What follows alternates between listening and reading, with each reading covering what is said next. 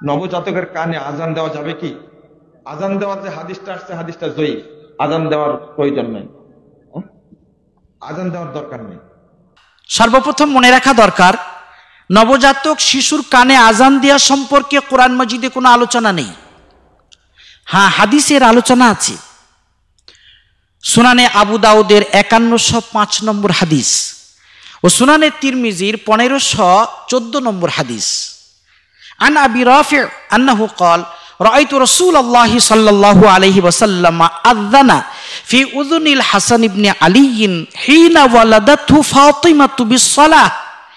আবু রাফি রাদিয়াল্লাহু তাআলা আনহু বলেছেন, যখন ফাতেমা রাদিয়াল্লাহু তাআলা আনহা হাসান রাদিয়াল্লাহু তাআলা আনহুকে প্রসব করলেন, তখন আমি দেখলাম আল্লাহ রসুল সাল্লাল্লাহু আলাইহি ওয়াসাল্লাম হাসান রাদিয়াল্লাহু তাআলা আনহুর কানে নামাজের মতো আজান দিয়েছিলেন।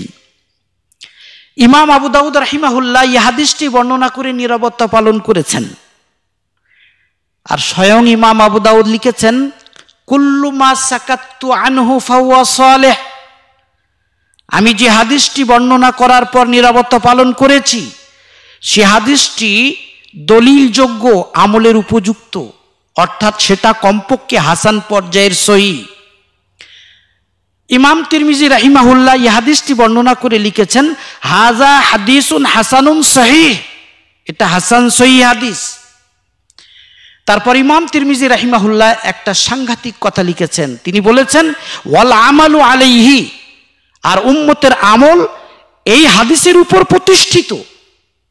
বোঝা গেল নবজাতক শিশুর কানে আজান দেয়াটা উম্মতের ইজমাই আমল এবং সেটা সহিহ হাদিসের আলোকে প্রমাণিত। বর্তমান আমরা সোশ্যাল মিডিয়ায় কিছু নব্য শেখদেরকে দেখছি, তারা রাসূলুল্লাহ সাল্লাল্লাহু আলাইহি ওয়াসাল্লামের এই সুন্নতটি অস্বীকার করছেন। এবং আমি মনে করি তাদের এই সুন্নতটি অস্বীকার করার কারণ হলো, শেখ নাসিরউদ্দিন আলবানী এই হাদিসটির মূল্যায়ন করতে যেয়ে বিভিন্ন রকমের কথা বলেছেন।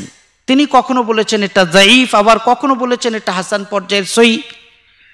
শেখরা এই ধাঁধা থেকে উদ্ধার হতে পারেননি। শেখ নাসিরউদ্দিন আলবানী আল কালিমুত তাইয়্যিব কিতাবে 211 নম্বরে লিখেছেন এটা যায়ীফ হাদিস। আবার তিনি ইরওয়াউল গালিল কিতাবে 1173 নম্বরে লিখেছেন এটা হাসান পর্যায়ের হাদিস। আবার তাখরিজু মিশকাতিল মাসাবিতে 4085 নম্বরে লিখেছেন মিলতু ইলা তাহসিনিহি, আমার মন বলছে এটা হাসান পর্যায়ের সহিহ হাদিস।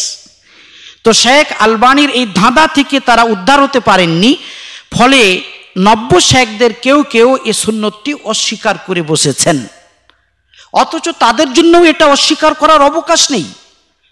কেননা আমাদের লামাযহাবী ভাইদের লেখা সুনানে আবু দাউদের ব্যাখ্যা গ্রন্থ আউনুল মাবুদ কিতাবে, অনুরূপভাবে সুনানে তিরমিজির শরহা তুহফাতুল আহওয়াজিতে এই হাদিসের ব্যাখ্যায় শুরুতে লেখা আছে, ফিহি দালিলুন আলা সুন্নিয়াতিল আযান ফি উযুনিল মাউলুদ।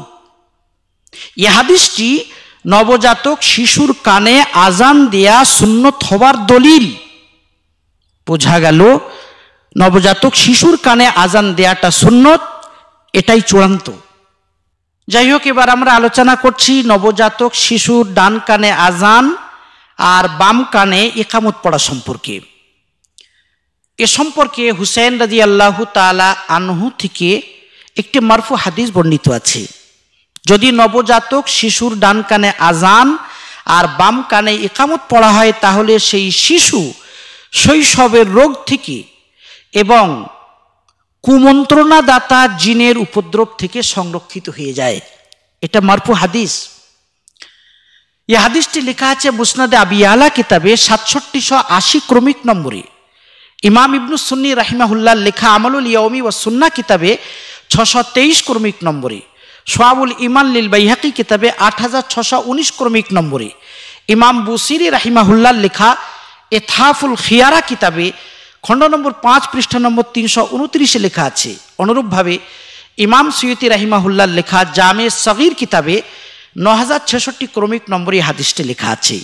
হাদিসের এতগুলি কিতাবে হাদিসটি বর্ণিত আছে, এত সত্ত্বেও হাদিসটি যায়ীফ। তবে মনে রাখা দরকার এটা ফজিলতের অধ্যায়, তার মানে একটা ফজিলতের বিষয় এটা। আর এ ধরনের ফজিলতের ক্ষেত্রে যায়িফ হাদিসের উপর আমল করা যায় এ বিষয়ে সমস্ত মুহাদ্দিসিন একমত। এজন্যই এযাবৎকাল উম্মত এই হাদিসের উপর আমল করে এসেছেন।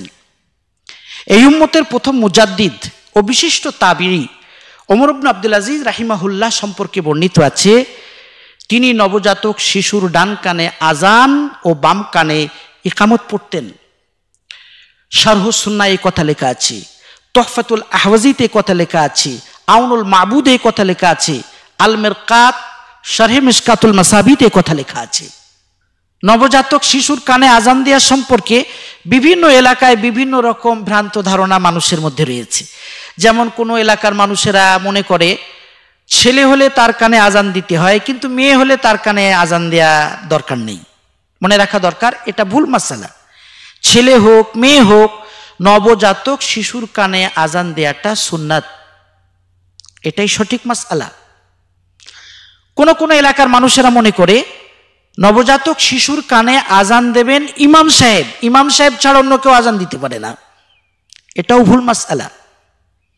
যে কেউ আজান দিতে পারে, নবজাতক শিশুর বাপ, চাচা, ভাই বা অন্য কেউ আজান দিতে পারে। এমন কি যদি সেখানে আজান দেওয়ার জন্য কোনো পুরুষ না থাকে তাহলে কোনো মহিলা চাইলে আজান দিতে পারে। যদিও আজান দেওয়াটা মহিলাদের কাজ নয়, কেননা মহিলাদের আওয়াজটা তো পর্দা, কিন্তু যদি পুরুষ না থাকে মহিলা এক্ষেত্রে আজান দিতে পারে। কেননা এই আজান তো আর 5 ওয়াক্ত নামাজের মতো উচ্চস্বরে দিতে হয় না, আর মহিলাদের আওয়াজ তো পর্দা। তাহলে এমন আওয়াজে যাতে নবজাতক শিশুর কান পর্যন্ত আওয়াজটা পৌঁছে যায়, মহিলা আজান দিতে পারে। ফুকাহে ইকরাম এই কথা লিখেছেন। কোন কোন এলাকায় মানুষেরা মনে করে নবজাতক শিশুর কানে আজান দেওয়ার সময় হাইয়া আলাস সালাহ বলার প্রয়োজন নেই, কেননা হাইয়া আলাস সালাহ মানে নামাজের জন্য এসো, আর এখানে তো নামাজের জন্য ডাকা হচ্ছে না, তাহলে হাইয়া আলাস সালাহ কেন বলবে? মনে রাখা দরকার, এটা ভুল মাসআলা। হাসান রাদিয়াল্লাহু তাআলা আনহুর কানে রাসূলুল্লাহ সাল্লাল্লাহু আলাইহি সাল্লাম আজান দিয়েছিলেন নামাজের মতো। অতএব আজানে কোনো পরিবর্তন করা যাবে না। 5 ওয়াক্ত নামাজের জন্য যেমন আজান হয়, নবজাতক শিশুর কানে ঠিক সেই রকম আজান দেওয়া হবে। কোন কোন এলাকার মানুষেরা মনে করেন নবজাতক শিশুর কানে আজান দেওয়ার সময় কিবলামুখী হওয়া জরুরি না, এটা ভুল মাসালা। ফুকাহে ইকরাম লিখেছেন, যেমন 5 ওয়াক্ত নামাজের আজানের জন্য কিবলামুখী হওয়াটা সুন্নাত, তেমন শিশুর কানে আজান দেওয়ার সময়ও কিবলামুখী হওয়াটা সুন্নাত। তবে 5 ওয়াক্ত নামাজের আজানের ক্ষেত্রে কানে আঙুল দিতে হয়, এক্ষেত্রে কানে আঙুল দেওয়াটা জরুরি নয়। কেননা 5 ওয়াক্ত নামাজের আজানের জন্য কানে আঙুল দেওয়া হয় যাতে আওয়াজ দূর থেকে দূর পর্যন্ত পৌঁছে যায়, আর এক্ষেত্রে তো আর দূর থেকে দূর পর্যন্ত আওয়াজ পৌঁছানো উদ্দেশ্য নয়, নবজাতক শিশুকে শোনানো উদ্দেশ্য। সেজন্য এক্ষেত্রে কানে আঙুল দেয়া জরুরি নয়। যাই হোক, আল্লাহ রাব্বুল আলামিন আমাদের সকলকে এই মাসআলা মাসাইলগুলি খেয়াল রেখে নবজাতক শিশুর কানে আজান ও ইকামত পড়ার তৌফিক দান করুন।